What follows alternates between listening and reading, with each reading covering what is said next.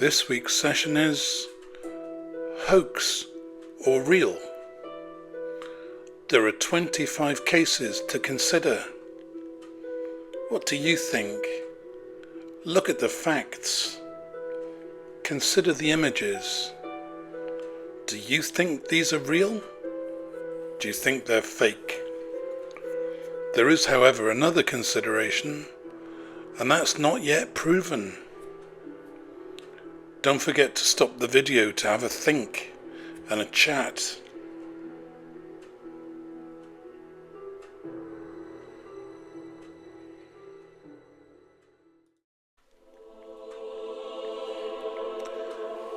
Our first consideration is the Shroud of Turin.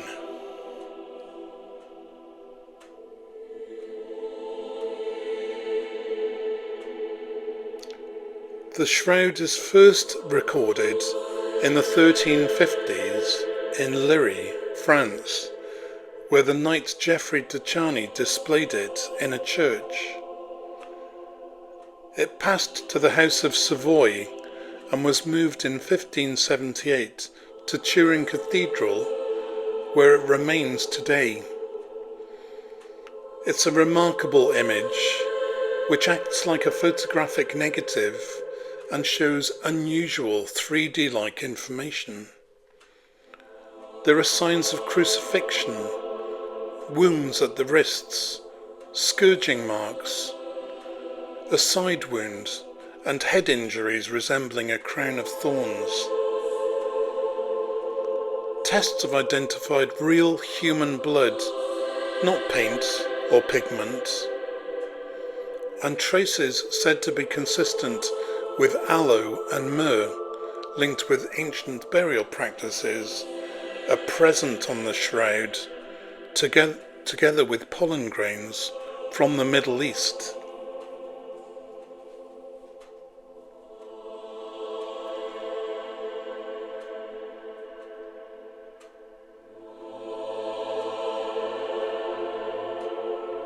The Shroud of Turin has been subjected to extensive scientific examination. Most significantly, it was carbon dated in 1988, and that suggested a medieval origin. However, some argue that the areas tested were those repaired after the 1532 fire. And of course, the imagery appears as a photographic negative centuries before photography was invented. The formation of the image remains unexplained. Is it a matter of science versus belief? My verdict: I believe it to be real, and so do many millions.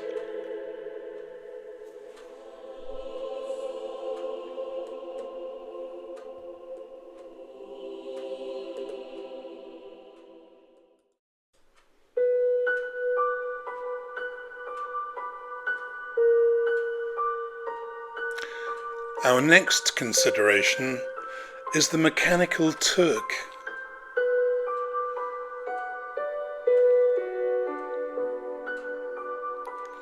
The Turk was a chess-playing automaton designed by Wolfgang von Kepelin in 1770. It was first unveiled at the court of Empress Maria Theresa in Vienna and quickly became a sensation. It toured across Europe from 1770 to 1804, convincing audiences it was an intelligent robotic chess player. It even played and often defeated notable figures, including Benjamin Franklin and Napoleon Bonaparte.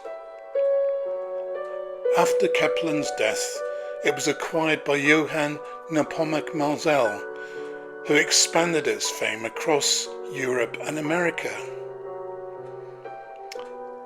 Sadly, it was destroyed by a fire in Philadelphia in 1854.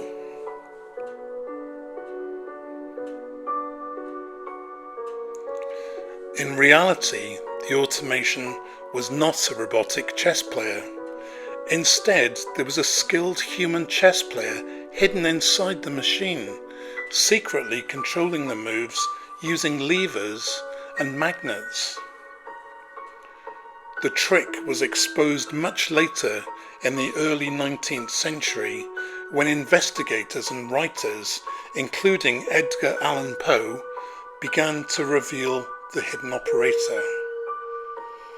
So it was all an elaborate illusion designed to deceive audiences and astonish the world. The machine's clever design allowed the operator to shift position inside, avoiding detection when the cabinet was opened. So my verdict? It was an elaborate hoax.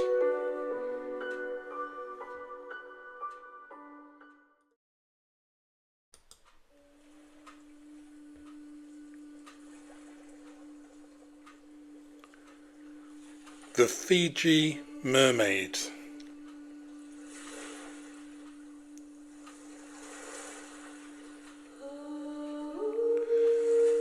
Exhibited in the 1840s, the Fiji Mermaid was displayed to the public in New York as a rare and mysterious creature. It appeared to be a small, shriveled mermaid with a monkey-like upper body and a fish's tail. Large crowds came to see it, fascinated by the idea of a real-life mermaid. It was widely advertised by P.T. Barnum and promoted as a genuine natural wonder. However, some experts questioned its authenticity, noting unusual features and inconsistencies.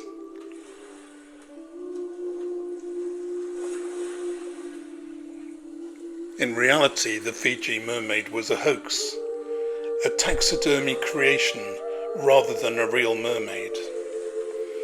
It was made by joining the upper body of a monkey to the tail of a fish and then mummifying it to look genuine. It was showcased by P.T. Barnum, who promoted it as a real specimen to attract and amaze a curious public. Promoted as a wonder of nature, experts revealed it to be a fake made from animal parts. Within months, the hoax was fully exposed, making the Fiji Mermaid one of history's most infamous frauds. My verdict? A hoax, and not a very convincing one at that.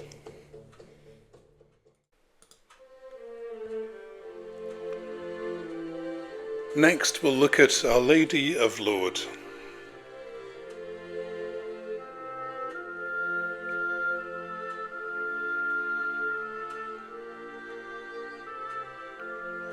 In 1858, a young girl named Bernadette Soubirous reported visions at a grotto in Lourdes in the French Pyrenees. She described seeing a lady who identified herself as the Immaculate Conception.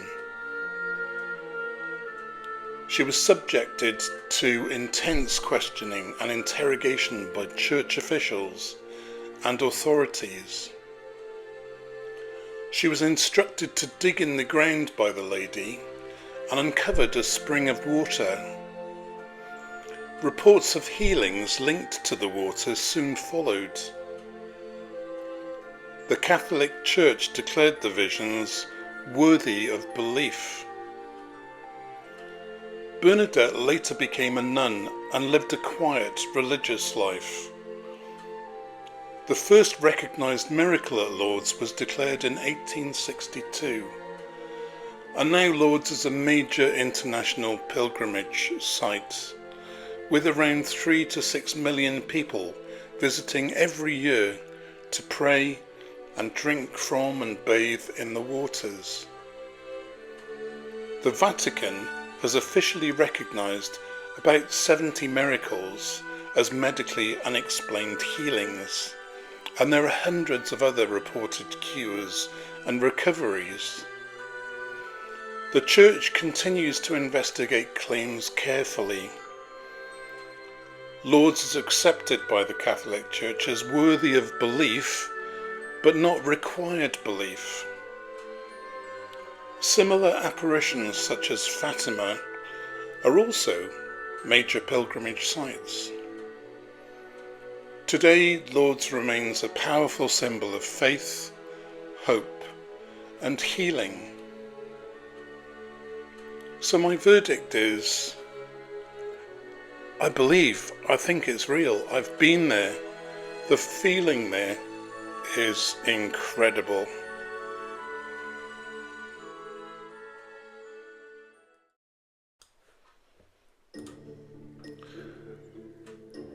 Our next case is the Cardiff Giant.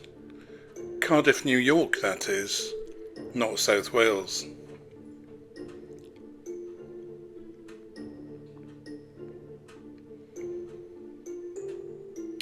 In 1869, the giant was uncovered on a farm in Cardiff, New York, during a well-digging operation. Thousands of people paid to see the petrified 10-foot man, believing it to be a real ancient giant. It was displayed for money by its owners and became one of the most famous attractions in America. However, experts quickly raised concerns noting tool marks and inconsistencies in the fossil.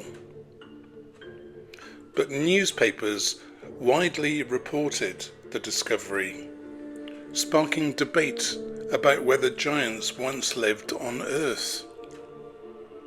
Do you think it looks convincing?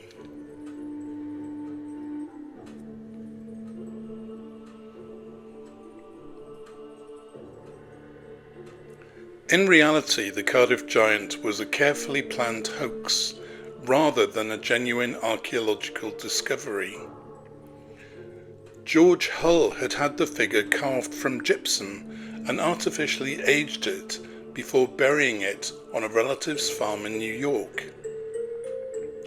When it was discovered in 1869, the find captured public imagination and drew huge crowds willing to pay to see it. However, scientists recognized those tool marks and concluded it was man-made. The hoax was fully exposed within months, becoming one of the most famous frauds in American history. My verdict is a hoax.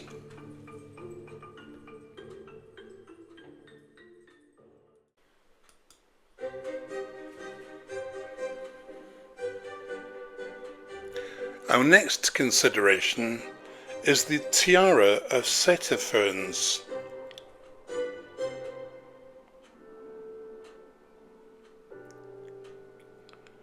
Introduced in 1896, the tiara of Satyphons was revealed in France and quickly gained fame as an extraordinary ancient artifact.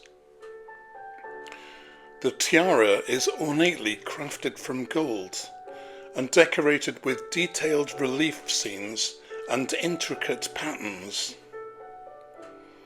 Claimed to be an ancient Scythian artifact linked to Satyphons, a ruler of the 3rd century BC.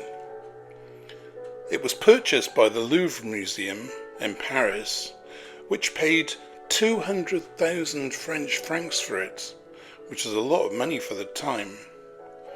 And then it was displayed as a significant archaeological treasure.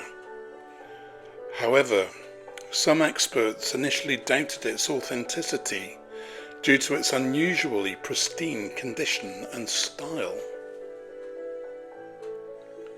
In reality, the tiara of Satyphons was not an ancient artifact, but a modern forgery.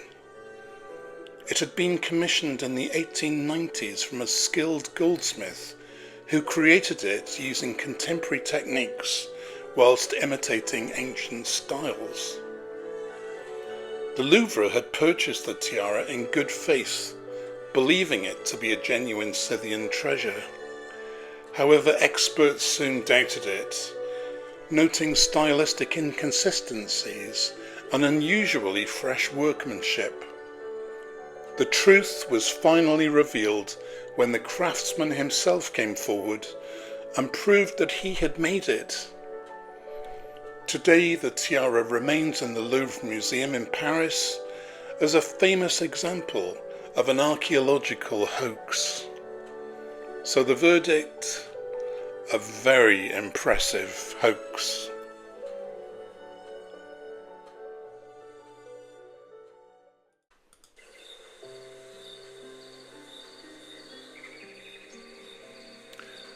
Our next consideration is the Cottingley fairies.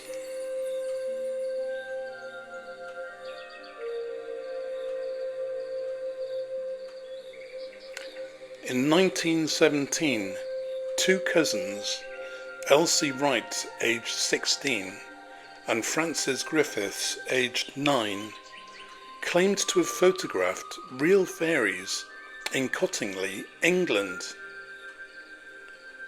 The girls produced a series of 5 photographs showing them alongside delicate fairy-like creatures in the garden.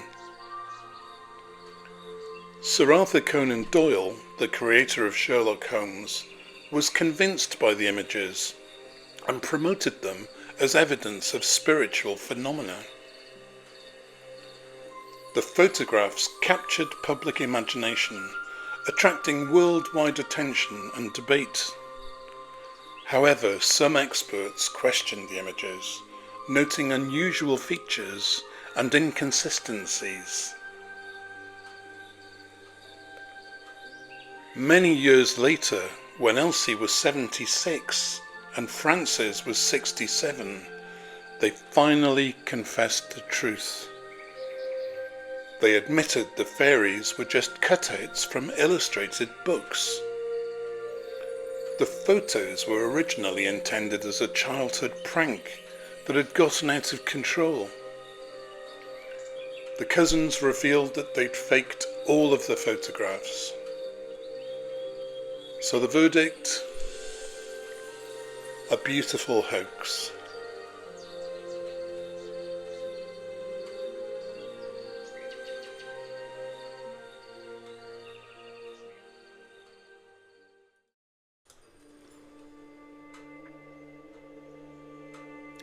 Our next consideration is the curse of Tutankhamun's tomb.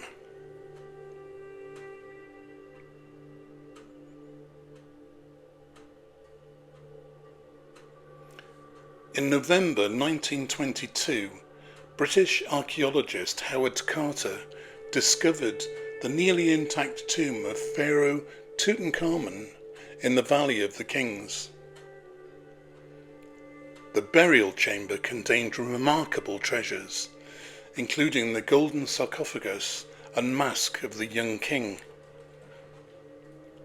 The discovery captured the public's imagination, making headlines worldwide and attracting intense media attention. Carter's team, including Lord Carnarvon, the expedition's financial backer, were the first to enter the tomb. After the tomb's opening, a series of unexpected deaths amongst those associated with the expedition stirred public intrigue and speculation.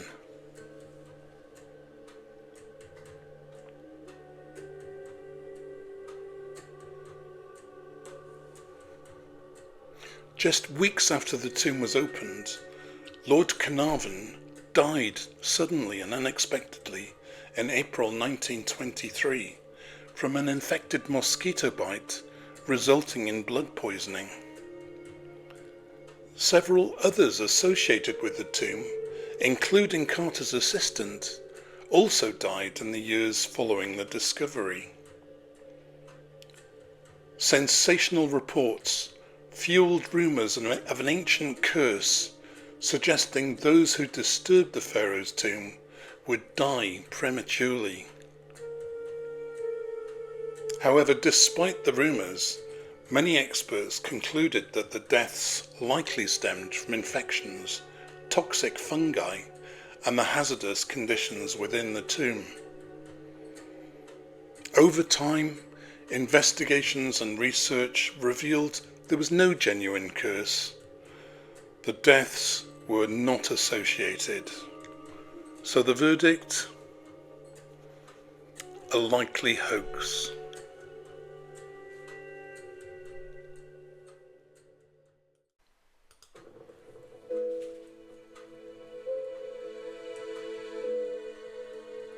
Our next case is Agatha Christie's disappearance.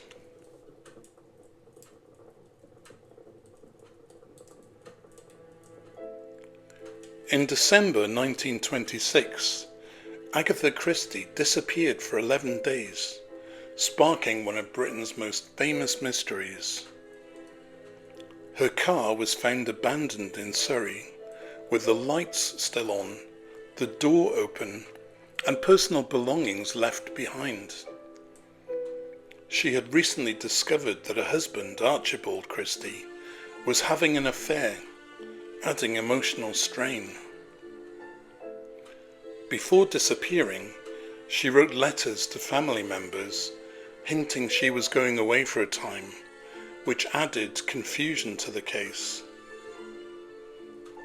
A huge nationwide search followed, involving police, volunteers, and of course intense media coverage. Even Arthur Conan Doyle consulted a medium, using one of her gloves in an attempt to find clues. It turned out that Agatha Christie had simply checked into a spa hotel in Harrogate under a false name. She appeared to be suffering from temporary memory loss or emotional distress, and there was no evidence found of criminal intent. Such was her lack of concern about the incident that she never even mentioned it in her autobiography. She registered at the hotel using the surname of her husband's mistress, adding a personal twist to the mystery. The verdict? A lot of fuss about nothing.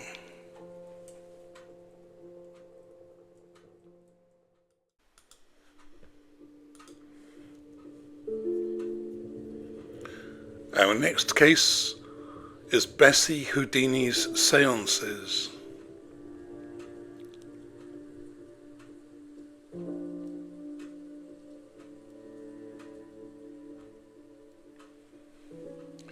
After Harry Houdini's death in 1926, his widow, Bessie, began holding annual seances in an attempt to contact him from beyond the grave.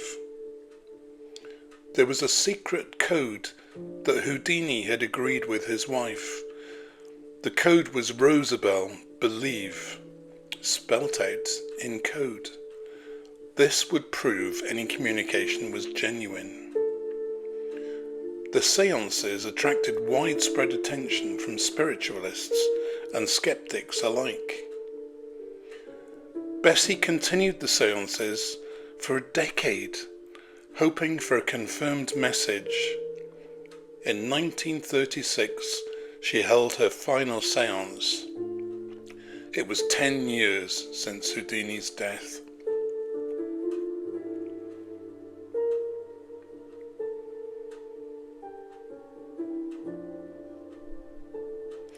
On the 10th anniversary of Houdini's death, Bessie held one last seance and declared there was no message. She admitted 10 years is long enough to wait for any man, and ended her attempts forever. She later admitted aiding Houdini's escape attempts by passing a key to him when kissing him before his acts. Whilst not a deliberate fraud, the seances reflected a genuine hope mixed with a public fascination. So my verdict, this wasn't a hoax, but a genuinely unsuccessful attempt at contacting her late beloved husband.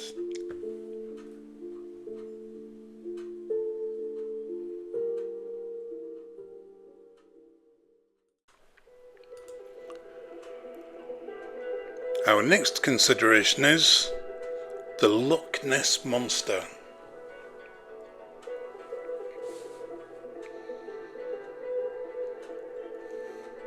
Stories of a mysterious creature in Loch Ness date back to around AD 565, linked to a tale about St. Columba. Modern sightings begin in 1933, when a road was built alongside the loch, increasing visitors and then reports of a large creature seen moving in the water. One of the most famous images, the surgeon's photograph taken in 1934, appeared to show a long neck and head rising from the loch, fueling global interest. Over the decades, people have reported seeing humps, ripples, or a long-necked creature moving across the water. Scientific expeditions using sonar have also detected unexplained underwater movements, though nothing conclusive has been identified. The loch is over 750 feet deep and very dark, making visibility difficult and leaving room for speculation and mystery.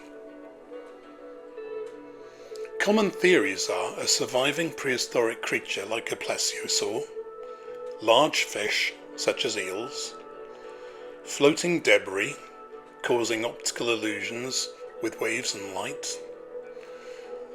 But sightings continue to be reported, and the mystery remains one of the world's most famous unexplained phenomenon. In 2023, a model of the creature used in a Sherlock Holmes movie from 1969 was found.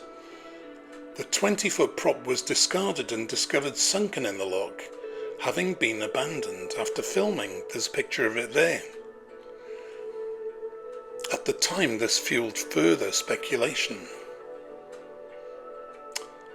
My verdict is not yet proven.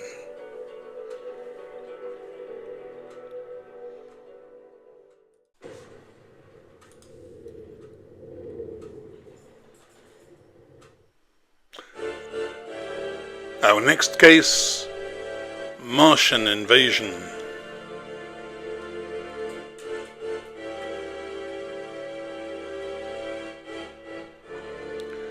On October 30th, 1938, CBS Radio broadcast a breaking news style report that an invasion of aliens from Mars was underway.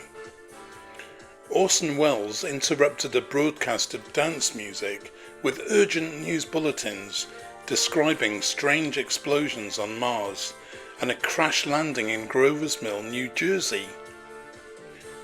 The program used realistic, on-the-scene reports, eyewitness accounts, and escalating updates to create a convincing sense of a real emergency unfolding.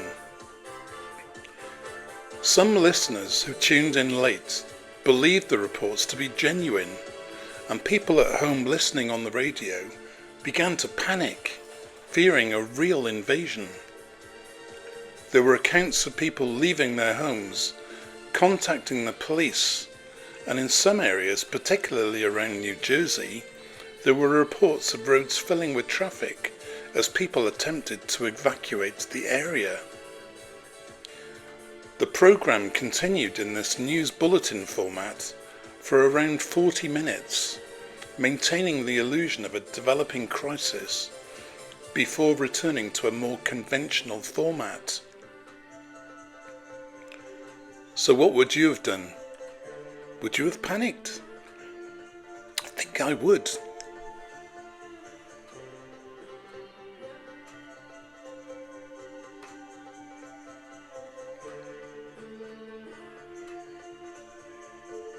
It was discovered that the incident was actually a well-executed radio dramatization of H.G. Wells's The War of the Worlds, performed by Orson Welles and the Mercury Theatre on the Air. Reports of mass evacuations and extreme chaos turned out to be sensationalized and exaggerated by the media. However, some localized disruptions and public panic were verified. The realistic, news-style portrayal of an alien invasion illustrated the power of mass communication and how it could manipulate emotions and blur the line between fiction and reality. The broadcast remains a classic example of how immersive storytelling, combined with convincing delivery, can deceive listeners through the suspension of disbelief and serve as a stark reminder of the gullibility of the public when faced with authoritative-sounding broadcasts. So my verdict is a really well-executed hoax.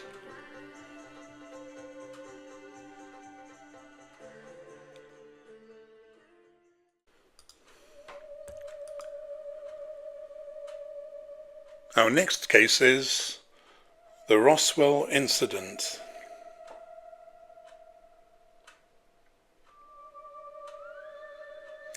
In July 1947, rancher Mac Brazel found strange debris near Roswell in New Mexico, USA. The unusual materials he discovered included metallic foil, rubber strips, and lightweight rods. The debris was taken away by Roswell Army Airfield. Initial press reports were that a flying disc had been recovered, but this was rapidly reversed, and within 24 hours it was called a weather balloon. And there was a photograph of officers shown posing with balloon debris. The true purpose of the balloon debris was kept secret at the time, but in the 90s the US Air Force revealed that it was Project Mogul.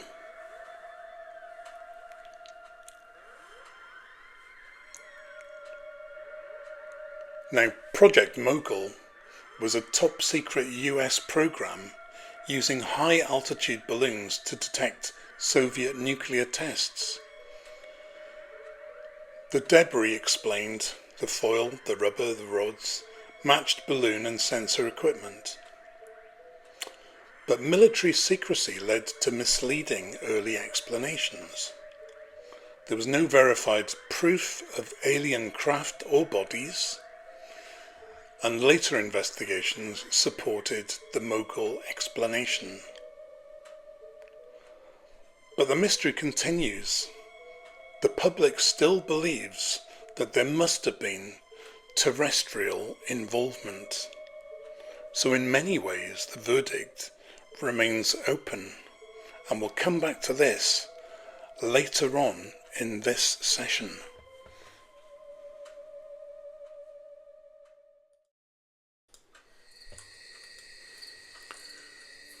Our next case, the Yeti and Sasquatch.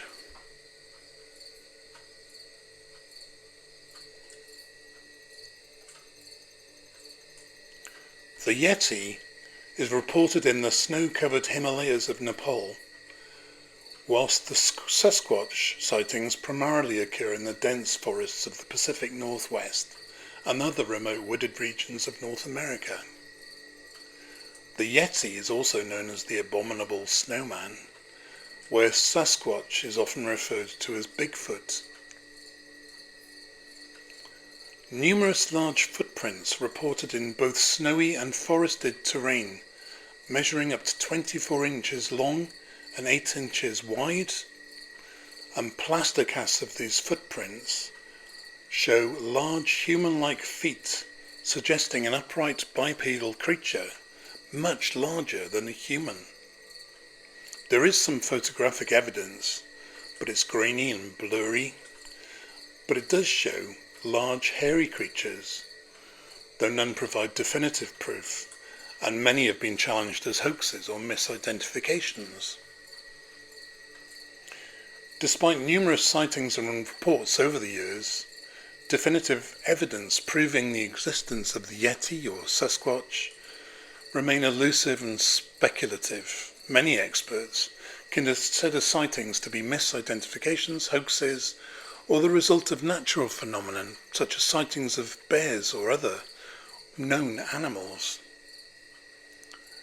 Others believe that sightings could stem from a relict population, extinct population, of yet undiscovered primates or other ancient hominid species.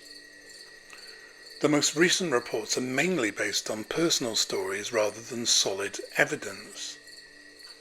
But the legend of Bigfoot is so ingrained in public consciousness that it's even appeared in popular culture, including a notable appearance in the sitcom Harry and the Hendersons. So my verdict is, as yet unproven.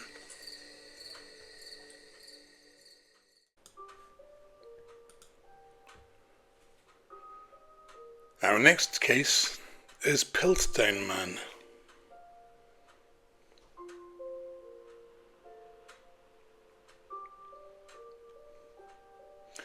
In 1912, an important fossil skull was presented in England which claimed to be the remains of a previously unknown early human ancestor. The fossil fragments were unearthed in Piltdown, a rural area of East Sussex. The skull fragments combined a human-like cranium with an ape-like jaw, suggesting a missing link between humans and apes. Many leading scientists initially accepted the fossil as a significant evolutionary discovery, and Piltdown Man was displayed and featured prominently at the British Museum of Natural History.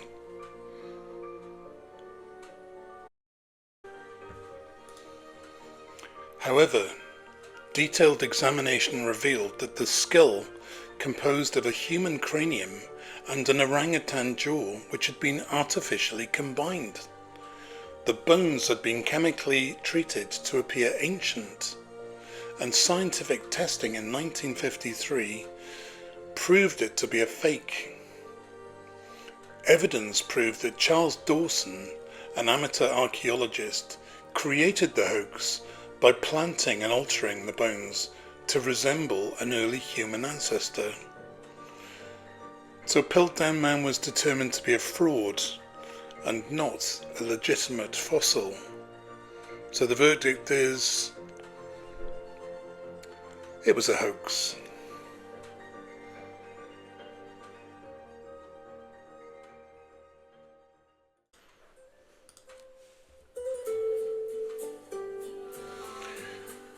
Our next consideration, spaghetti grows on trees.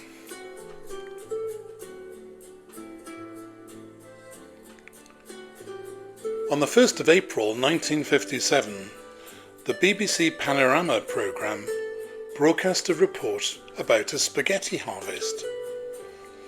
The film showed spaghetti being carefully picked from trees in southern Switzerland on the sunlit slopes near the Italian border.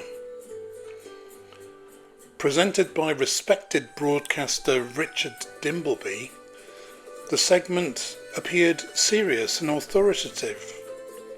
Viewers were shown families harvesting strands of spaghetti from branches and laying them out to dry, presented as part of traditional farming methods.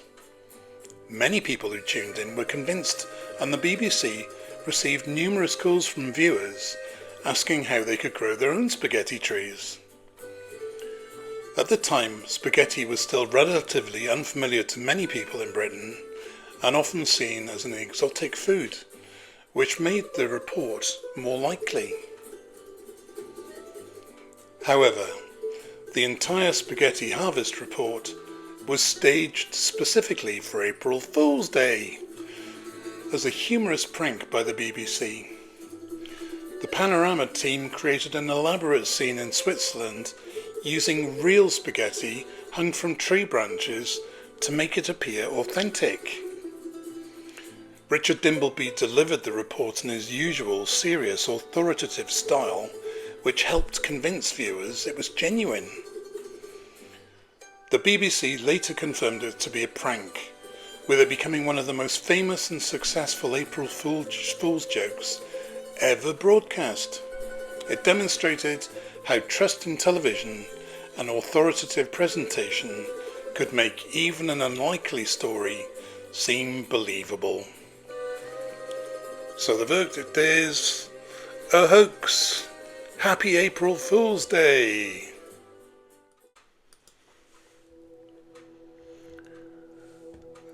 Our next consideration is the Apollo 11 moon landing, July the 20th, 1969. Some people believe the moon landing was a hoax staged by NASA. Common conspiracy theory claims include the flag appears to wave despite there being no wind, shadows and lighting look inconsistent, there are no visible stars in the sky, and footprints seem to be too clear in the lunar dust.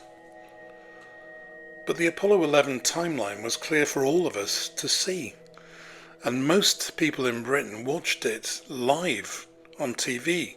I remember seeing it from my school assembly floor, sat cross-legged, looking up, open-mouthed. Astronaut Neil Armstrong has consistently dismissed hoax claims, stating the mission was real and witnessed by millions worldwide. And Buzz Aldrin got into a fight with a conspiracy theorist, angered that he didn't believe his contribution to exploration. Claims about the flag, the shadows, the stars and footprints have all been scientifically explained. The flag appears to wave due to a support rod and the way it was planted, not because of wind. Shadows look unusual due to uneven lunar ground and strong single-source sunlight.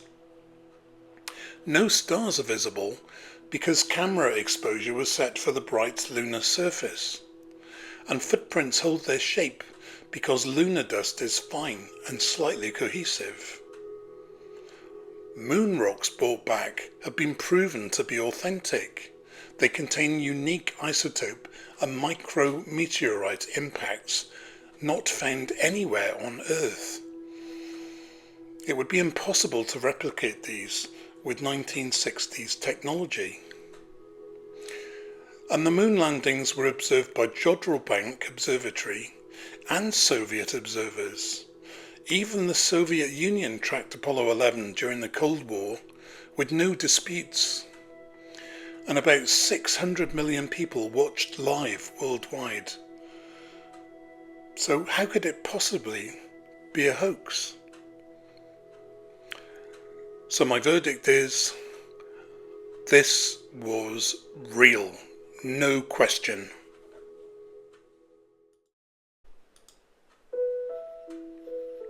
Our next case, Paul McCartney is dead, or so it was reported on October the 14th, 1969.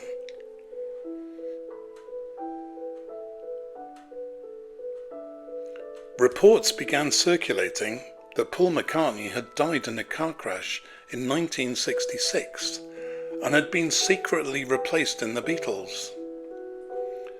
The story gained traction after a Detroit radio DJ discussed the theory live on air, encouraging listeners to search for clues. Fans pointed to Paul walking barefoot across the zebra crossing on the Abbey Road album cover, interpreting this as part of a symbolic funeral procession.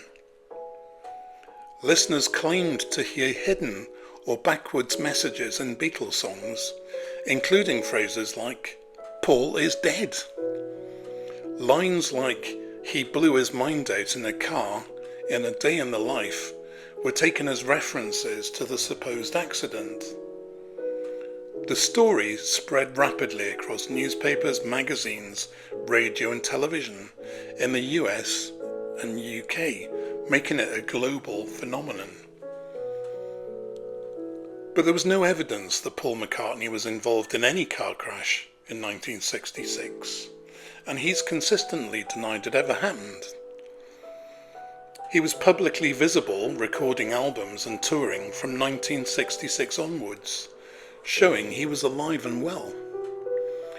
The supposed clues in album art and lyrics were either coincidental, misinterpreted, or meant as creative fun by the band. Alleged hidden messages were generally debunked as a result of imaginative listening and studio production techniques like backmasking, which were common at the time. Paul has repeatedly debunked the theory, often joking about it. In 1969 he said, "Reports of my death have been greatly exaggerated. If I were dead, I'd be the last to know." The verdict: a hoax.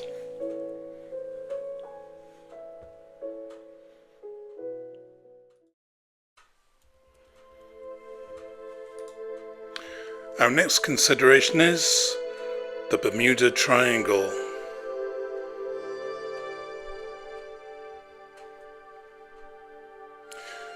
The Bermuda Triangle is an area of North Atlantic Ocean roughly bounded by Miami, Bermuda, and San Juan in Puerto Rico. Over the years, a number of ships and aircraft have reportedly vanished in this area under unusual or unexplained circumstances. A well-known case is Flight 19 in 1945, when 5 US Navy training planes disappeared during a routine mission, followed by a rescue aircraft that also vanished. Some accounts describe compasses malfunctioning, sudden storms appearing, or instruments behaving strangely. In several cases, vessels and aircraft vanished without sending any distress signals, leaving no clue as to what had happened. Explanations include magnetic anomalies, underwater gas releases, rogue waves or human error, and more unusual ideas like time warps or extraterrestrial involvement. The Bermuda Triangle is so ingrained in our psyche as a mystery that Barry Manilow even had a hit with it, Bermuda Triangle, in 1980. The reality is, there's no scientific evidence that the Bermuda Triangle has a higher rate of disappearances than any other area of ocean. Most incidents can indeed be explained by human error, bad weather, navigation problems, and natural ocean phenomena. The area lies along some of the most heavily used shipping lanes and flight paths in the world, which increases the number of reported incidents. Losses in the region are no greater than in any other heavily travelled parts of the world. But media and storytelling have reinforced its reputation, turning ordinary events into a lasting mystery. So my verdict is unproven.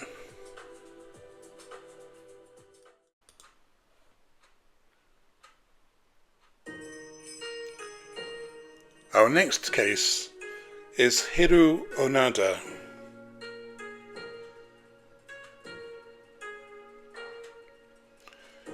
Hiru Onada was an Imperial Japanese Army intelligence officer in World War II.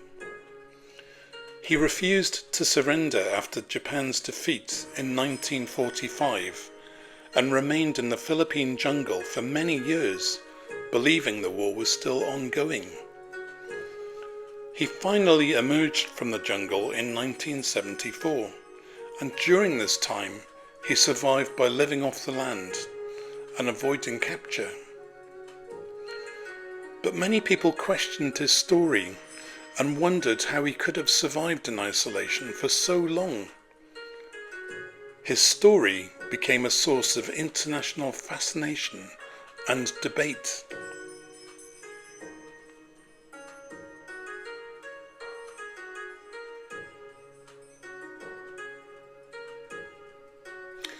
Hiru Onada remained hidden on Lubang Island in the Philippines from 1945 to 1974. Living in the jungle, he survived on rice, coconuts, bananas, and stolen livestock. He carried out guerrilla actions for years, believing the war hadn't ended. He ignored leaflets and messages, thinking that they were enemy propaganda. In 1974, his former commander came to the island to order his surrender. He was formally questioned and debriefed after surrendering. He returned to Japan and later moved to Brazil. He died in 2014, aged 91. This incredible story is real.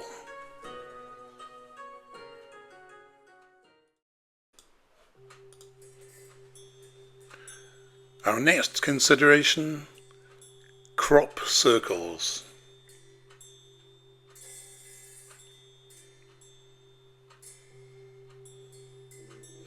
Crop circles are unexplained, flattened patterns appearing in cropped fields. Earliest reports date back centuries, but there was a major surge in the 70s and 80s. Crop circles are primarily found in fields of crops such as wheat, barley, and canola. They often display complex geometric shapes, including circles, spirals, and intricate designs. Theories range from natural or unknown forces to elaborate human-made creations. They've been extensively photographed, filmed, and reported in the media for decades. Have you seen one?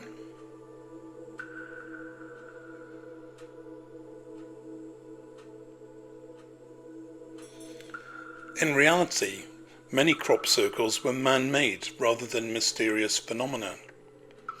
In 1991, two British men, Doug Bower and Dave Chorley, publicly admitted creating hundreds of crop circles since the late 1970s. They demonstrated simple methods using wooden planks, ropes, and measuring lines to flatten crops into precise patterns. Despite their confession, many continued to believe in unexplained origins, and other individuals began creating their own designs. Crop circles still appear today, but the vast majority are now understood to be human-made creations. The phenomenon remains a mix of artistic expression, prank, and ongoing mystery. So my verdict is, crop circles are a hoax.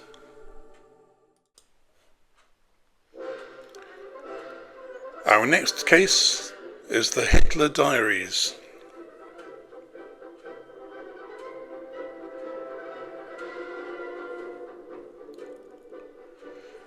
Journalist Gerd Heidemann announced the discovery in April 1983. He found the diaries in East Germany near Dresden, reportedly hidden amongst the wreckage of a plane that crashed in Germany in 1945. There were 62 volumes containing entries dated from 1932 to 1945. They were handwritten in German, and the diaries appeared to be a personal daily account of Hitler's life and were signed A. Hitler or Heil Hitler. The initial value was 9 million Deutschmarks, but in 1983 the diaries sold at auction in London for £1.67 million, making it one of the most expensive books of the 20th century.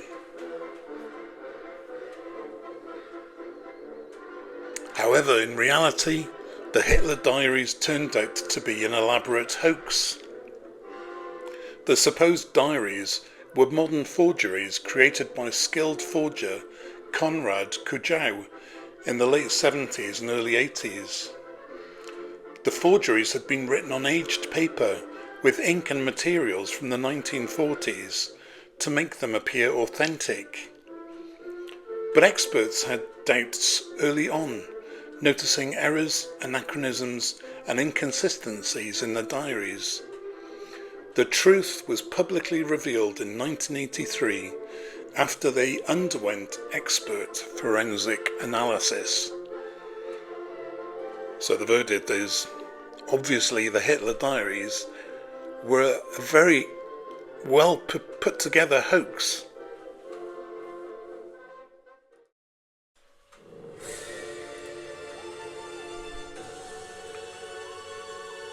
Our next consideration is alien autopsy.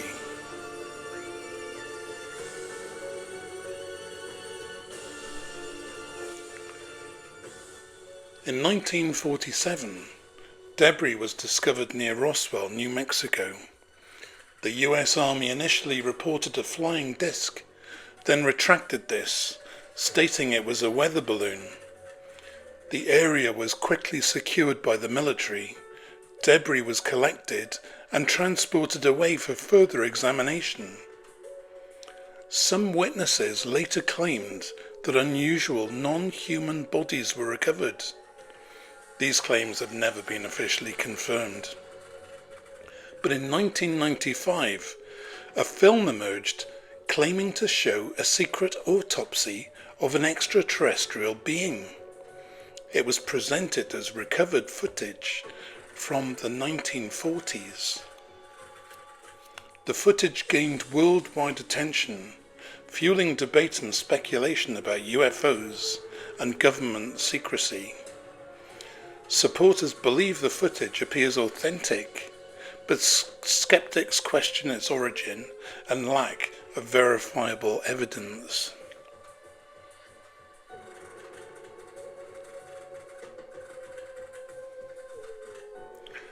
The 1995 alien autopsy film was actually created by Ray Santilli, who later admitted it was not genuine. He stated the released footage was a staged reconstruction using models after the supposed original deteriorated. Experts identified inconsistencies in materials used, tools, and procedures shown in the film. The alien body was reportedly made using props such as latex and animal tissue. No credible evidence has ever confirmed the existence of the original film or of any extraterrestrial body. The footage is widely accepted as a staged production rather than genuine evidence. The verdict: it's a hoax.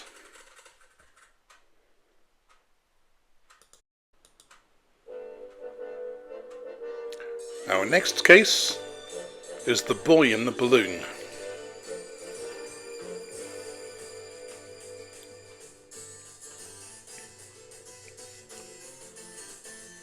On October the 15th, 2009, a young boy was reported flying alone in a homemade helium balloon constructed by his family. The silver balloon was seen flying for 90 minutes, drifting over 50 miles across Colorado at an altitude of up to 7,000 feet.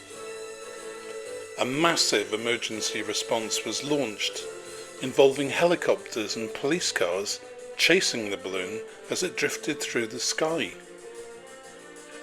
Live news channels provided ongoing coverage, capturing the balloon's flight, as many feared for the boy's safety.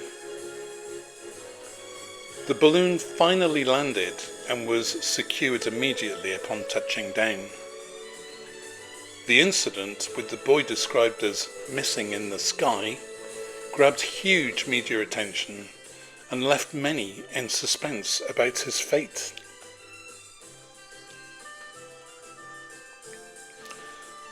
But nobody needed to worry. The entire incident was exposed as a hoax. The boy had never been in the balloon and was later found hiding at home.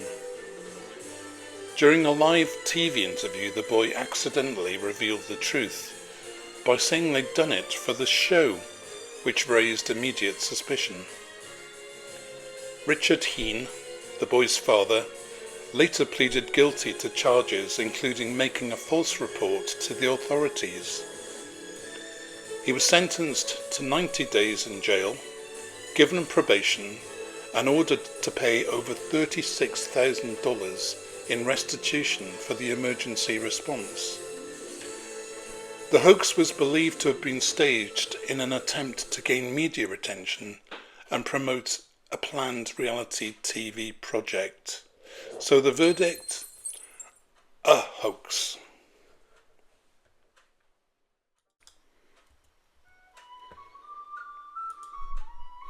Our final case, the Beast of Bodmin Moor.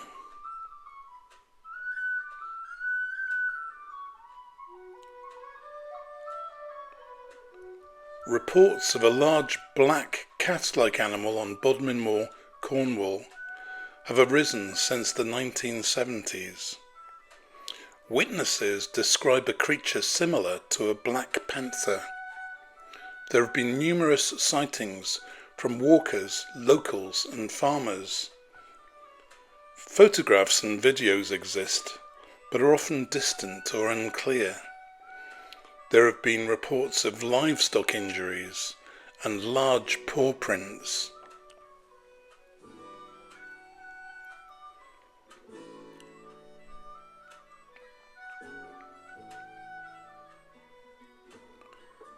But no clear photographic or physical evidence has ever been confirmed. Many sightings may be misidentified animals, such as large domestic cats or dogs. Some experts suggest escaped exotic pets could explain occasional reports. Investigations, including official studies, have found no conclusive proof of a big cat population. Some believe hoaxers have deliberately killed animals to support claims of the Beast of Bodmin. But the mystery still remains part of local folklore and public fascination.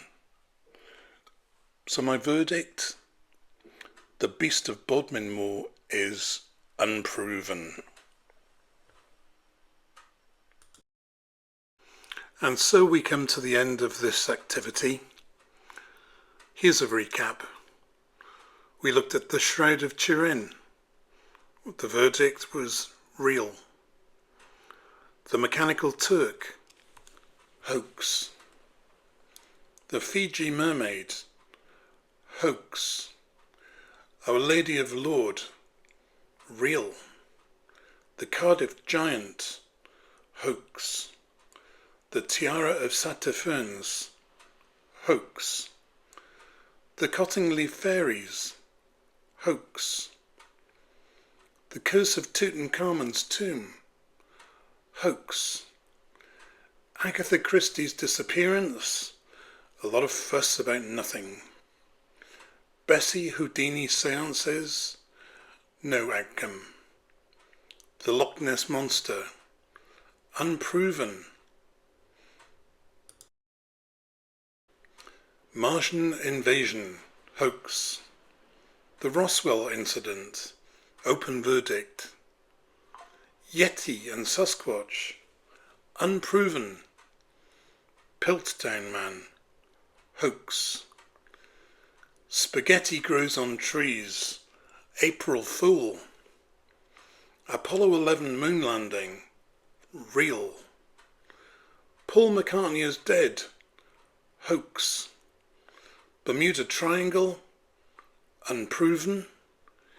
Hiro Onada, real. Crop circles, hoax. Hitler diary, hoax. Alien autopsy, hoax. The boy in the balloon, hoax. And the Beast of Bodmin, unproved.